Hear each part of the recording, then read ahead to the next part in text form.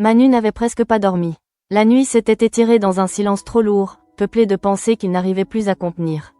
Chaque image revenait en boucle, chaque détail de l'affaire Charlotte s'imposait à lui avec une netteté presque douloureuse. Plus il tentait de raisonner, plus une certitude étrange s'installait. Quelque chose lui échappait encore, quelque chose de plus vaste, de plus sournois que ce qu'il avait imaginé jusqu'ici. À l'aube, il quitta son appartement sans prévenir personne. Le froid du matin lui mordit le visage tandis qu'il avançait d'un pas rapide, comme s'il cherchait à fuir ses propres doutes. La plage s'étendait devant lui, presque déserte, baignée d'une lumière pâle qui accentuait la sensation d'isolement. Manu se mit à courir, laissant son souffle se mêler au bruit régulier des vagues. Ce n'était pas un entraînement, ni même une tentative de se maintenir en forme, c'était une fuite en avant, un besoin presque viscéral de faire taire le tumulte qui l'habitait. Pendant ce temps, au commissariat, l'atmosphère était tendue. Alex avait repris le dossier de Manu, non sans une certaine appréhension. Il feuilletait les documents, relisait les rapports, conscient que chaque ligne portait en elle le poids d'une situation qui risquait de dégénérer. Il échangea un regard inquiet avec Élise. « J'ai peur qu'il fasse une connerie », lâcha-t-il enfin, la voix basse, comme s'il redoutait que ses mots prennent trop de place dans l'air. Il savait Manu impulsif, entier, mais il percevait désormais quelque chose de plus dangereux, une détermination qui frôlait l'obsession. Élise tenta de le rassurer, sans y croire totalement elle-même.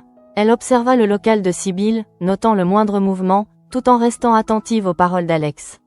Celui-ci l'interrogea soudain sur Aude, cherchant peut-être à s'accrocher à une certitude au milieu du chaos. Élise répondit avec prudence. Elle connaissait peu Aude, mais son intuition lui disait qu'elle était sérieuse, compétente, capable de garder la tête froide là où d'autres perdaient pied. Sur la plage, Manu ralentit enfin, les jambes lourdes, le cœur battant trop fort. Il s'arrêta, les mains posées sur les genoux, fixant l'horizon comme s'il espérait y lire une réponse. Peu à peu, une idée s'imposa à lui. Il ne pouvait plus se contenter d'attendre. Il devait comprendre Charlotte, fouiller son passé, mettre un nom, un visage, sur ce malaise diffus qui le rongeait. De retour chez lui, il attrapa son ordinateur avec une précipitation presque fébrile et se mit à chercher. Charlotte Guérin. Chaque résultat, chaque information semblait ajouter une pièce à un puzzle encore incomplet. Dans le même temps, au lycée, l'ambiance était tout aussi électrique. Charlotte venait de faire son retour, et sa présence provoquait un mélange de soulagement et de tension chez les élèves. Salomé, Noura, Pablo, Achille, Alexis, tous semblaient à la fois heureux de la revoir et conscients que quelque chose avait changé. Charlotte souriait, mais ce sourire avait perdu de sa spontanéité. Derrière ses gestes mesurés, une fragilité transparaissait, presque imperceptible, mais bien réelle pour qui savait observer. Noura, elle, n'eut pas le loisir de s'attarder sur ses retrouvailles.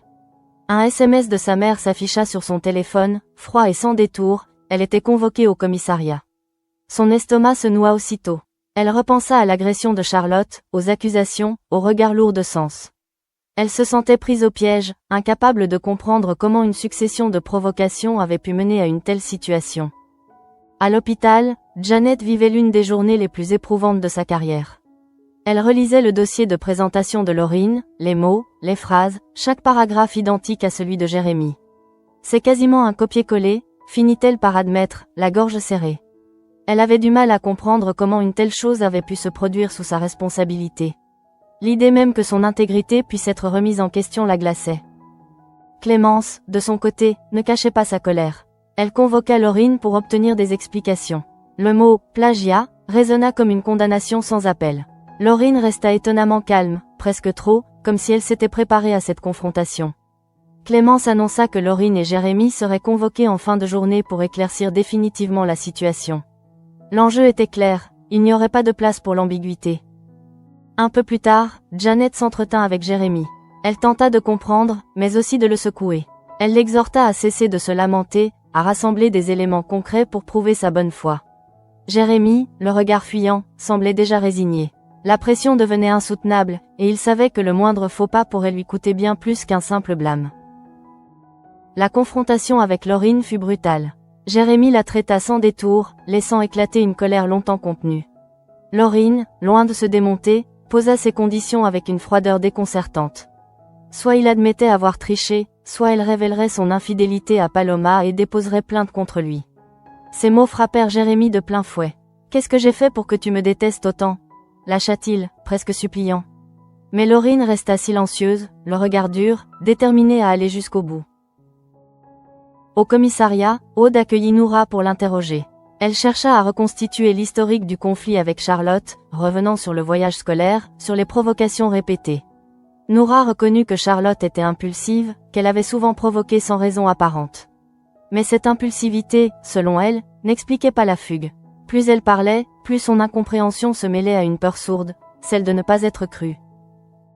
Sur la plage, plus tard dans la journée, Charlotte se promenait avec Pablo, Achille et les autres. Le décor semblait paisible, presque banal, mais une tension invisible flottait dans l'air. Charlotte reçut soudain un SMS. Elle pâlit légèrement avant d'annoncer qu'elle devait partir. À distance, dissimulée, Manu observait la scène. Son regard ne quittait pas Charlotte, analysant chacun de ses gestes, persuadée désormais qu'elle n'agissait pas seule. C'est alors que Sacha entra en scène. Posté à un point de rendez-vous, il aperçut Manu. La présence de ce dernier le mit immédiatement en alerte. Sans hésiter, il contacta Charlotte, lui ordonnant de rentrer chez elle. Trop dangereux, dit-il. Manu Léonie la suivait. Le piège se refermait lentement, sans que Manu en ait encore pleinement conscience. Dans l'ombre, une certitude commençait à émerger. Charlotte était peut-être fragile, influençable, mais elle n'était pas l'unique pièce de ce jeu dangereux. Quelqu'un d'autre tirait les ficelles, observait, anticipait chaque mouvement. Et Manu, en croyant reprendre le contrôle, venait peut-être de franchir une ligne dont il ne mesurait pas encore les conséquences. Le retour précipité de Charlotte au lycée laissa derrière lui une sensation étrange, presque irréelle.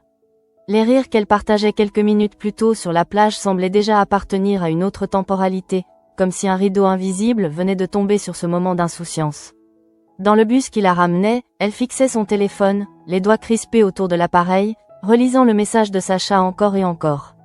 Son ton n'était pas celui d'un simple avertissement, il y avait dans ses mots une urgence, une autorité à laquelle elle avait obéi sans discuter. Pendant ce temps, Manu restait immobile, dissimulé derrière un relief de sable, observant la scène avec un mélange de frustration et de lucidité. Il avait compris trop tard. Le timing parfait, le départ soudain de Charlotte, la certitude qu'elle avait été prévenue. Tout cela dessinait un schéma inquiétant. Il se redressa lentement, le regard sombre, conscient qu'il venait de tomber dans un piège aussi simple qu'efficace. Pour la première fois depuis longtemps, il sentit un doute plus profond s'installer, et si, malgré toute sa vigilance, il n'avait été qu'un pion de plus dans une partie qui le dépassait. Au commissariat, Alex ressentit presque physiquement l'échec de cette filature improvisée. Il n'avait pas été présent, mais il connaissait Manu assez bien pour deviner ce qui venait de se produire. Il se passa une main sur le visage, fatigué, puis se tourna vers Élise. « Il est allé trop loin », murmura-t-il. Ce n'était pas un reproche, plutôt un constat amer. Il savait que Manu cherchait désespérément à rétablir une forme de vérité, mais il craignait désormais que cette quête ne le conduise droit dans le mur. Dans le même temps, la pression continuait de monter autour de Janet. La directrice de l'hôpital l'avait convoquée, un entretien dont le caractère formel ne laissait présager rien de bon. Janet s'assit face à elle, droite, tentant de masquer le tumulte intérieur qui la secouait. La directrice évoqua les accusations de Laurine, la similitude des dossiers, l'étrangeté de la validation accordée à Jérémy. Chaque phrase sonnait comme une remise en question de son professionnalisme. Janet expliqua, argumenta, rappela les procédures, mais elle sentit que le doute s'était déjà insinué. Et ce doute, une fois installé, devenait presque impossible à dissiper. Au lycée, la nouvelle de la convocation de Noura au commissariat se répandit rapidement. Les regards se faisaient plus lourds, les chuchotements plus fréquents. Charlotte, assise en classe, semblait absente, le regard perdu dans le vide. Salomé tenta de lui parler, mais Charlotte répondit à peine, comme si ses pensées étaient ailleurs. Elle ressentait une fatigue mentale intense, un poids qu'elle n'arrivait plus à supporter. La psy l'avait dit, trop fragile. Mais ce mot, répété par les adultes, finissait par la définir entièrement, à tel point qu'elle doutait elle-même de sa capacité à comprendre ce qui lui arrivait. À quelques rues de là, Jérémy errait sans but précis. L'aveu de son plagiat, inévitable, l'avait vidé de toute énergie. Les mots de Janet résonnaient encore dans sa tête, blâme, interdiction d'examen. Il avait tout à perdre, et Laurine le savait. La manière dont elle avait retourné la situation le hantait. Il revoyait son regard, son calme presque cruel, et une question revenait sans cesse. Comment en étaient-ils arrivés là? À quel moment avait-il perdu le contrôle? De son côté, Laurine avançait avec une assurance troublante. Elle se savait au centre d'une tempête, mais semblait y trouver une forme de puissance nouvelle. Lorsqu'elle fut convoquée par la direction de l'hôpital, elle adopta un discours soigneusement construit. Elle affirma ne pas vouloir porter plainte contre Jérémy, se présentant presque comme magnanime. Puis, avec une subtilité calculée, elle évoqua Janet. Les mots étaient choisis, jamais accusateurs frontalement, mais suffisamment ambigus pour semer le trouble. La directrice fronça les sourcils, surprise. Cette zone grise, ce flou volontaire, rendait la situation encore plus inquiétante. Au commissariat, l'audition de Noura se poursuivait. Aude prenait des notes, attentive, cherchant à démêler le vrai du ressenti. Noura parlait de provocations répétées, d'un malaise constant, d'une tension qui n'avait jamais vraiment cessé depuis le voyage scolaire. Elle répétait qu'elle n'avait jamais voulu en arriver là. Sa voix tremblait parfois, mais son discours restait cohérent. Aude le sentit, Noura ne mentait pas. Pourtant, cette vérité subjective ne suffisait pas à effacer les faits. Dans l'ombre, Sacha continuait d'observer. Il avait anticipé chaque réaction de Manu, chaque déplacement de Charlotte. Son appel avait été bref, efficace. Il savait que Manu ne lâcherait pas si facilement, mais il avait gagné du temps. Et ce temps était précieux. Pour Sacha, Charlotte n'était pas seulement une jeune fille fragile, elle était la clé d'un équilibre qu'il voulait préserver, coûte que coûte. Même si cela signifiait manipuler, mentir, contrôler. Le soir tombait lorsque Manu rentra chez lui. Il ralluma son ordinateur, reprenant ses recherches avec une concentration presque douloureuse. Les informations s'accumulaient, mais aucune ne suffisait à expliquer pleinement ce qu'il ressentait. Il repensa aux paroles d'Ève, à ce constat brutal sur la fragilité psychologique de Charlotte. Cette fragilité, il l'apercevait désormais comme une porte ouverte à toutes les influences. Et plus il y réfléchissait, plus une idée s'imposait, Charlotte n'était pas l'ennemi. Elle était le terrain de jeu. Dans le silence de son appartement, Manu sentit une colère froide monter en lui. Pas contre Charlotte, mais contre celui ou ceux qui tiraient profit de sa vulnérabilité. Il savait qu'il devait être prudent, qu'il avait déjà franchi une limite en la suivant. Mais il ne pouvait plus faire marche arrière. Trop de choses étaient en jeu, trop de vies entremêlées dans cette affaire. Et même si la justice refusait pour l'instant toute confrontation, la vérité, elle, continuait de se frayer un chemin. À ce moment-là, un message s'afficha sur son téléphone. Un simple signal, anodin en apparence, mais suffisant pour relancer la machine. Manu comprit que cette histoire était loin d'être terminée. Et que, désormais, chaque pas en avant risquait de l'entraîner un peu plus profondément dans un engrenage qu'il ne maîtrisait plus. Le refus de la confrontation entre Manu et Charlotte pesa comme une condamnation silencieuse.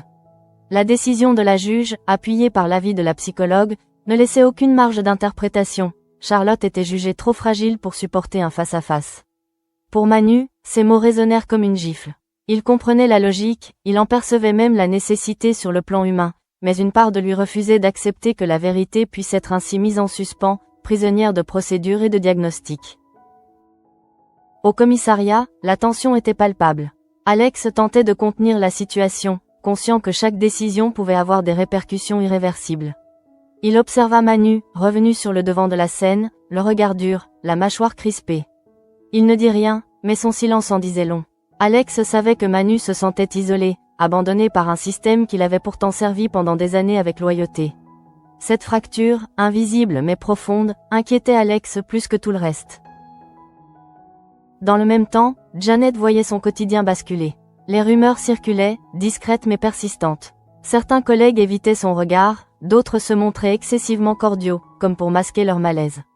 La convocation par la direction avait laissé des traces. Elle repassait sans cesse la scène dans sa tête, cherchant le moment précis où tout avait commencé à lui échapper.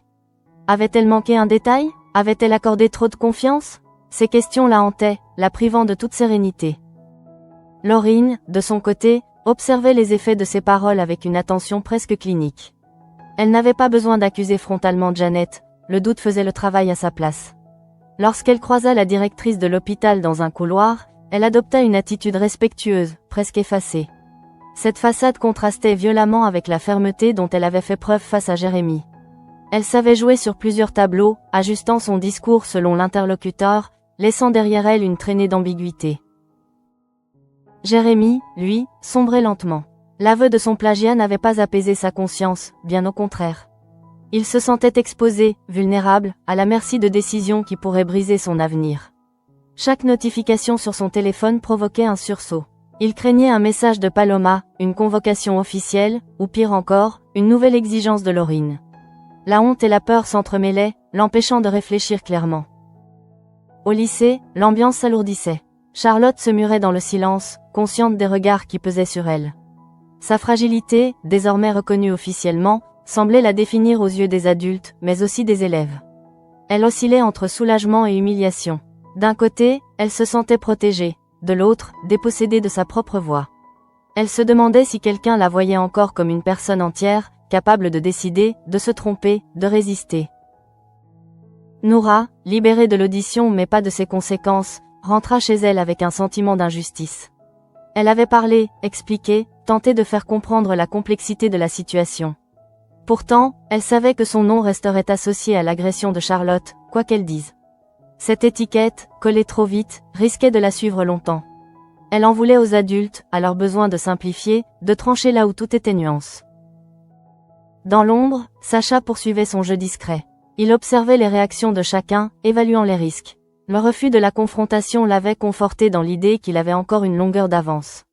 Tant que Charlotte resterait sous le statut de victime fragile, il pourrait intervenir, orienter, décider à sa place. Il se persuadait que c'était pour son bien, que sans lui elle serait perdue. Cette conviction, mêlée d'une forme de contrôle, renforçait son emprise. Manu, lui, ne trouvait plus le repos. Les nuits se succédaient, identiques, peuplées de scénarios qu'il rejouait sans cesse. Il repensait aux mots d'Ève, à cette fragilité psychologique qu'on brandissait comme un argument imparable. Et pourtant, quelque chose le dérangeait profondément. Cette fragilité expliquait peut-être certaines réactions, mais elle n'expliquait pas tout. Elle n'expliquait pas les messages, les timings, les décisions prises dans l'ombre. À ce moment-là, Manu comprit que son combat ne se limitait plus à une affaire individuelle. Il se heurtait désormais à un système entier, fait de règles, de protections nécessaires mais parfois aveugles. Cette prise de conscience le déstabilisa. Il savait qu'il devait choisir, se plier aux décisions, ou continuer à chercher, au risque de se brûler. Alex observa cette évolution avec inquiétude. Il tenta une dernière fois de raisonner Manu, de lui rappeler les limites à ne pas franchir.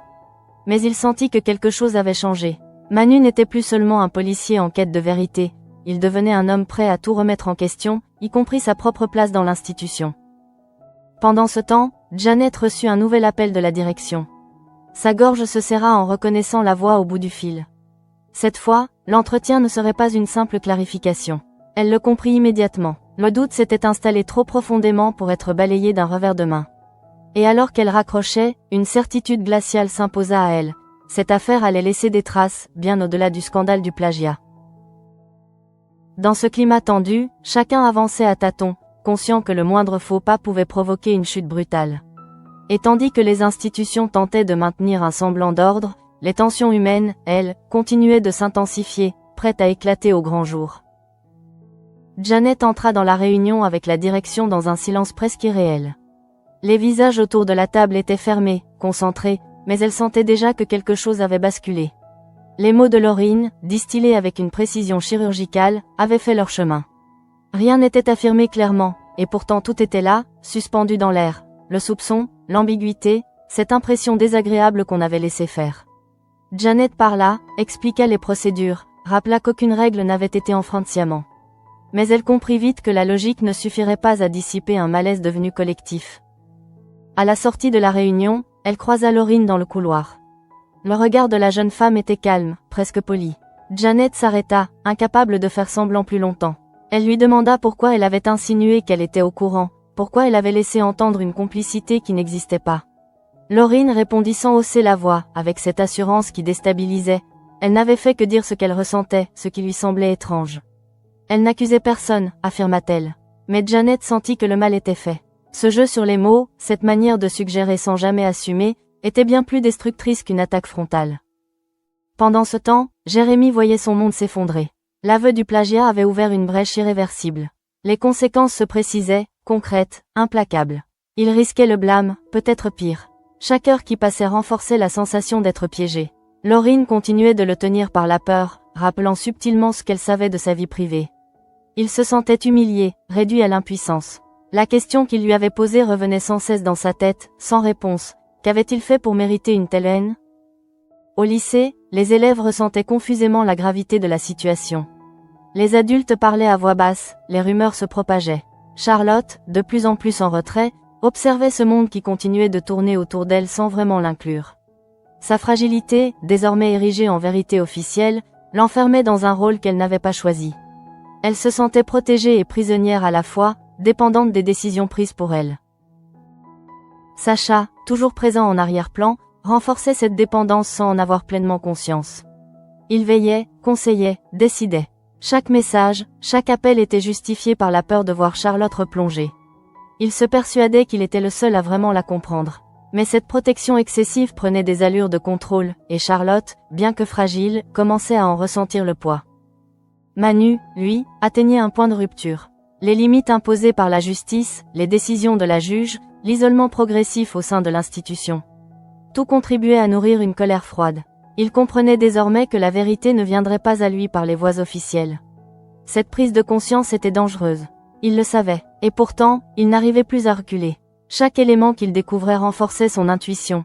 Charlotte était instrumentalisée, et Sacha jouait un rôle central dans cette mécanique. Alex tenta une nouvelle fois de le retenir. Il parla de prudence, de conséquences irréversibles. Manu l'écouta, mais son regard restait ailleurs. Il avait déjà franchi une frontière intérieure. Ce qu'il s'apprêtait à faire ne relevait plus seulement de son métier, mais d'un choix personnel, presque existentiel. Il acceptait désormais le risque de tout perdre pour comprendre. À ce moment-là, Janet reçut la confirmation qu'elle redoutait. Une procédure interne allait être lancée pour faire toute la lumière sur l'affaire. Rien n'était décidé, lui assura-t-on, mais elle savait ce que cela signifiait. Sa réputation, construite sur des années de rigueur, se retrouvait suspendue à une enquête née de simples insinuations. Cette injustice la frappa de plein fouet. Elle comprit que Laureen, volontairement ou non, avait déclenché une réaction en chaîne incontrôlable. Dans cette atmosphère lourde, chacun avançait sur un fil. Jérémy vacillait, Janet luttait pour préserver son intégrité, Charlotte se refermait sur elle-même, et Manu s'engageait sur une voie dont il ne voyait plus l'issue. Les lignes étaient tracées, les rôles distribués. Il ne manquait plus qu'un événement pour faire basculer l'équilibre déjà fragile. L'effet des paroles de Laureen se propageait désormais bien au-delà de ce qu'elle avait sans doute imaginé, ou peut-être exactement comme elle l'avait anticipé. À l'hôpital, l'ouverture de la procédure interne contre Janet créa un climat de méfiance généralisé. Les échanges devenaient plus formels, les sourires plus rares. Janet sentait les regards peser sur elle, non pas accusateurs, mais interrogateurs, comme si chacun se demandait silencieusement jusqu'où la situation pouvait aller. Cette attente, cette suspension, était presque plus douloureuse que n'importe quelle accusation directe. Janet tenta de garder la tête haute. Elle continuait à travailler avec le même sérieux, la même exigence, mais chaque geste lui demandait désormais un effort supplémentaire. Elle avait l'impression de devoir prouver, à chaque instant, ce qu'elle n'avait jamais eu à justifier auparavant. Le sentiment d'injustice l'envahissait, mêlé à une fatigue profonde. Elle se demandait comment une simple insinuation avait pu fragiliser à ce point une carrière entière. De son côté, Jérémy touchait le fond. La confirmation des sanctions possibles l'avait plongé dans un état de panique qu'il peinait à dissimuler. Il se sentait seul, abandonné, pris au piège d'une situation qu'il avait lui-même provoquée, mais qui lui échappait désormais totalement. Les menaces de Laureen continuaient de planer au-dessus de lui comme une épée de Damoclès. Chaque fois qu'il pensait avoir tout perdu, une nouvelle peur surgissait, plus sourde, plus insidieuse. Au lycée, la situation de Charlotte se détériorait silencieusement. Son retour n'avait pas apaisé les tensions, au contraire, il les avait rendues plus visibles. Les adultes la traitaient avec une précaution excessive, comme si elle risquait de se briser au moindre mot. Les élèves, eux, oscillaient entre compassion et malaise. Charlotte se sentait isolée, enfermée dans cette image de victime fragile qu'on projetait sur elle. Elle avait parfois l'impression que personne ne l'écoutait vraiment, que sa parole était filtrée, interprétée, déformée. Sacha, inquiet, redoublait de vigilance. Il surveillait Charlotte de près, l'appelait souvent, lui demandait où elle était, avec qui. Chaque question se voulait rassurante, mais Charlotte commençait à ressentir un étouffement. Elle n'osait pas le dire, de peur de paraître ingrate ou instable. Pourtant, cette protection constante renforçait son sentiment de dépendance. Elle se demandait si elle était encore capable de faire un choix sans l'aval de quelqu'un d'autre. Manu observait cette évolution avec une lucidité de plus en plus douloureuse. Les informations qu'il avait rassemblées, les comportements qu'il analysait, tout convergeait vers une même conclusion. Charlotte était coincée dans un système de contrôle qui ne disait pas son nom. Cette certitude renforçait sa colère, mais aussi son impatience. Il sentait le temps lui filer entre les doigts. Chaque jour qui passait consolidait l'emprise de Sacha, rendait la situation plus difficile à démêler. Alex, de plus en plus inquiet, tenta une dernière fois de freiner Manu. Il lui parla des conséquences, de la ligne rouge qu'il s'apprêtait à franchir. Manu l'écouta, conscient de la justesse de ses paroles, mais incapable de les accepter pleinement. Il avait le sentiment que s'il ne faisait rien, il deviendrait complice par inertie. Cette idée le hantait plus que la perspective de sanctions disciplinaires. Dans ce climat tendu, une série de décisions hâtives commença à s'enchaîner.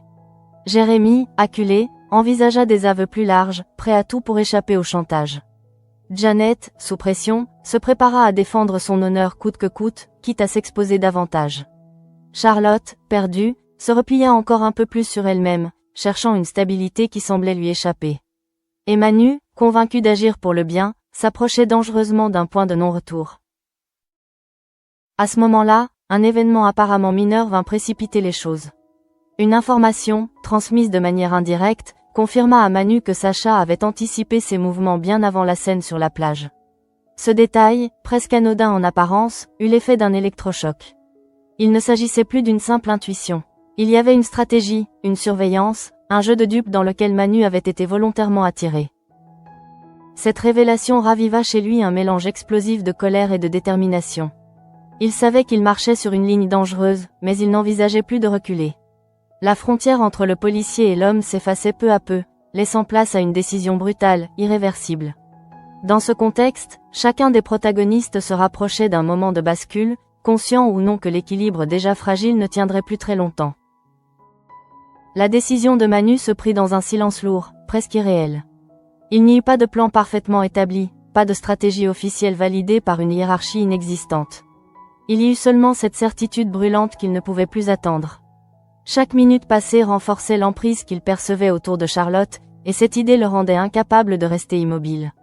En franchissant ce pas, il savait qu'il sortait définitivement du cadre, mais il acceptait désormais ce risque comme une conséquence inévitable.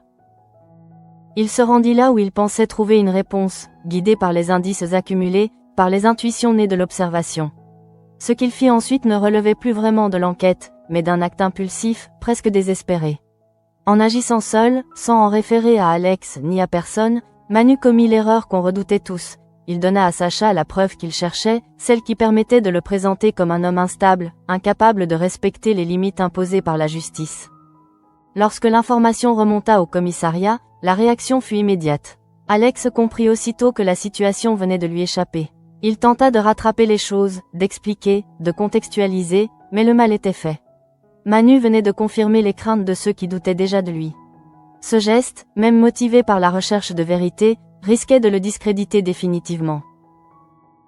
Pendant ce temps, Sacha réagissait avec un sang-froid glaçant.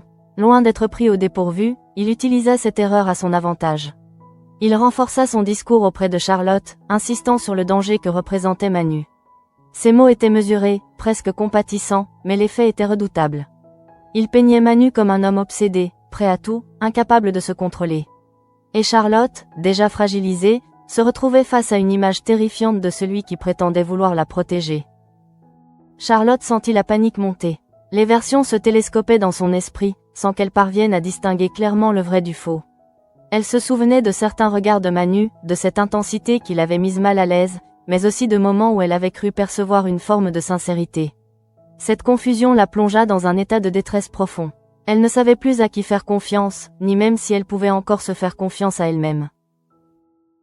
À l'hôpital, Janet apprit presque en même temps la nouvelle de l'écart de Manu et l'avancée de la procédure la concernant. Deux affaires distinctes, et pourtant liées par un même climat de suspicion généralisée. Elle ressentit une fatigue écrasante. Tout semblait converger vers une perte de repères collective, où la parole, le doute et la peur prenaient le pas sur les faits. Elle se demanda combien de temps encore elle pourrait tenir sans que cela ne laisse des traces irréversibles. Jérémy, quant à lui, n'était plus qu'une ombre. L'aveu du plagiat, loin de clore l'affaire, avait ouvert un gouffre sous ses pieds. Il craignait désormais que tout s'écroule en cascade, sa carrière, sa relation, son image. Les menaces de Laurine continuaient de peser, mais il sentait aussi que la situation lui échappait à elle aussi. Cette spirale incontrôlable faisait de lui une victime collatérale d'un conflit bien plus large. Charlotte se retrouva alors seule face à un choix intérieur. Continuer à s'en remettre entièrement à Sacha, à cette protection qui la rassurait autant qu'elle l'enfermait, ou accepter l'idée troublante que sa fragilité avait été utilisée pour servir des intérêts qui n'étaient pas les siens. Cette prise de conscience fut douloureuse. Elle lui donnait le vertige, car elle impliquait de reconnaître qu'elle avait peut-être perdu une part de son autonomie sans s'en rendre compte. Dans ce contexte, la figure de Manu prenait une dimension paradoxale. Il n'était plus seulement le policier qui la mettait mal à l'aise, ni le danger décrit par Sacha. Il devenait le symbole d'une vérité brute, maladroite, exprimée sans filtre, mais peut-être moins calculée que ce qu'on voulait lui faire croire. Cette ambivalence la déstabilisait profondément. Alex, conscient de l'ampleur du désastre, tenta une dernière fois de sauver ce qui pouvait l'être. Il chercha à comprendre jusqu'où Manu était allé, quelles preuves existaient réellement, et comment limiter les dégâts. Mais il savait que certaines décisions ne pouvaient plus être annulées. Le système avait déjà enclenché ses mécanismes de protection, et Manu se retrouvait désormais en position de faiblesse extrême. À mesure que la nuit tombait, Charlotte sentit que quelque chose en elle se fissurait. Elle ne pouvait plus continuer à subir, à se laisser définir uniquement par sa fragilité. Ce constat ne la rendait pas soudainement forte, mais il ouvrait une brèche. Une brèche par laquelle une nouvelle question s'imposait, et si, pour la première fois, elle devait reprendre la parole, même au risque de se tromper? Cette question, lourde de conséquences, restait en suspens. Et tandis que chacun des protagonistes affrontait ses propres démons, une certitude s'imposait peu à peu. La vérité, quelle qu'elle soit, allait bientôt exiger un prix que personne n'était vraiment prêt à payer. Le matin se leva sur une ville qui semblait avoir perdu ses repères. Rien n'avait changé en apparence, et pourtant, pour ceux qui étaient pris dans cette affaire, tout avait basculé. La faute de Manu, désormais connue, continuait de produire ses effets. Les discussions au commissariat se faisaient à huis clos, les décisions tombaient sans éclat, mais avec une lourdeur implacable. Manu était mis à l'écart, observé, évalué. Son geste, interprété comme une dérive personnelle, avait effacé en un instant des années de crédibilité. Alex se retrouva au cœur de ce dilemme impossible. Il connaissait Manu, il connaissait ses intentions, mais il ne pouvait plus les défendre ouvertement. L'institution avait besoin de marquer une limite claire. En protégeant Manu, il risquait de se mettre lui-même en difficulté. En l'abandonnant, il trahissait un homme qu'il considérait comme un frère. Ce tiraillement le laissa épuisé, conscient qu'il n'existait plus de solution juste, seulement des choix moins destructeurs que d'autres. Manu, isolé, prit alors toute la mesure de ce qu'il avait perdu. Ce n'était pas seulement son statut ou sa carrière qui vacillaient, mais son identité même. Il comprit que, dans cette affaire, la vérité n'avait pas suffi à le sauver. Sa manière d'agir, trop frontale, trop instinctive, avait donné aux autres l'argument qu'ils attendaient. Et pourtant, au fond de lui, une certitude persistait, il avait vu juste. Cette conviction, amère, était à la fois son seul réconfort et sa plus grande condamnation. À l'hôpital, la procédure concernant Janet atteignait un point de non-retour. Les conclusions internes ne la désignaient pas coupable, mais le doute, lui, restait inscrit. Rien n'était officiellement retenu contre elle, et pourtant, sa position s'en trouvait fragilisée. On lui parla de confiance ébranlée, de climat à apaiser, de nécessité de tourner la page. Janet comprit alors que certaines blessures professionnelles ne se refermaient jamais complètement. Elle n'avait pas perdu son poste, mais elle avait perdu quelque chose de plus insidieux, l'évidence de sa légitimité. Face à cette situation, Janet ressentit une colère froide, mêlée à une lucidité nouvelle. Elle comprit que Laureen avait agi sans mesurer pleinement l'onde de choc provoquée, mais elle ne pouvait plus faire comme si tout cela n'avait pas existé. Son regard sur les jeunes, sur les rapports de pouvoir, sur la manipulation subtile des mots, s'en trouva durablement transformé. Elle savait désormais qu'un simple soupçon pouvait suffire à fissurer les structures les plus solides. Laureen, de son côté, commençait à percevoir les conséquences de ses actes. Le chaos qu'elle avait contribué à créer ne s'était pas arrêté là où elle l'avait imaginé. Voir Janet ainsi fragilisée, Jérémy brisé, provoquait en elle un malaise inattendu. Elle n'était pas écrasée par la culpabilité, mais une forme de vertige la saisit. Elle avait voulu se défendre, reprendre le contrôle, et se retrouver face à une réalité bien plus lourde que prévu. Jérémy, quant à lui, payait le prix fort. Les sanctions, même limitées, avaient marqué son parcours d'une tâche difficile à effacer. Il avait perdu la maîtrise de son récit, devenant un exemple, un cas, plus qu'un individu. Son avenir restait incertain, suspendu à des décisions qui le dépassaient. Il comprit, trop tard, que céder au chantage n'avait fait que prolonger sa chute. Et puis, il y avait Charlotte. Longtemps absente du centre des décisions, elle se retrouva soudain face à elle-même. Les événements, la faute de Manu, les discours de Sacha, les protections imposées, tout convergeait vers une même question, qui décidait réellement pour elle? Cette interrogation, douloureuse, la força à sortir de l'immobilité dans laquelle on l'avait enfermée. Elle ne se sentait pas soudainement forte, ni totalement lucide, mais quelque chose avait changé. Une distance nouvelle s'installait entre elle et ceux qui parlaient en son nom. Sacha ressentit cette évolution avant même qu'elle ne soit formulée. Il tenta de maintenir son rôle protecteur, mais il sentit que Charlotte lui échappait partiellement. Cette perte de contrôle, infime mais réelle, le déstabilisa. Pour la première fois, il dut affronter l'idée que sa manière de faire, pourtant justifiée à ses yeux, avait pu enfermer Charlotte plus qu'elle ne l'avait aidé. Cette prise de conscience ne l'amenait pas encore à renoncer, mais elle fissurait son assurance. Charlotte, en silence, commença à reprendre une place différente. Elle n'affronta personne frontalement, ne dénonça rien explicitement, mais elle modifia son attitude. Elle posa des questions, exprima des doutes, refusa certaines décisions prises à sa place. Ce mouvement, discret mais profond, marquait un tournant. Elle cessait d'être uniquement un enjeu pour devenir, à nouveau, un sujet. Quant à Manu, il comprit que cette affaire ne se solderait ni par une victoire, ni par une absolution. Il n'était ni totalement condamné, ni véritablement blanchi. Il restait un homme marqué, placé à la marge, sommé de réfléchir à ses limites. Mais en observant l'évolution de Charlotte, en percevant ce léger déplacement, il sentit que tout n'avait pas été vain. Peut-être que sa chute avait permis autre chose. Peut-être que la vérité, même imparfaite, avait fini par se frayer un chemin. Ainsi se referma cette séquence, laissant derrière elle des vies abîmées, des certitudes effondrées et un équilibre profondément transformé. Rien n'était totalement réglé, mais plus personne ne pouvait prétendre ignorer ce qui s'était joué. Dans cette lumière crue, chacun devait désormais avancer avec le poids de ses choix, conscient que, dans ce soleil trop grand, aucune ombre ne disparaît jamais vraiment.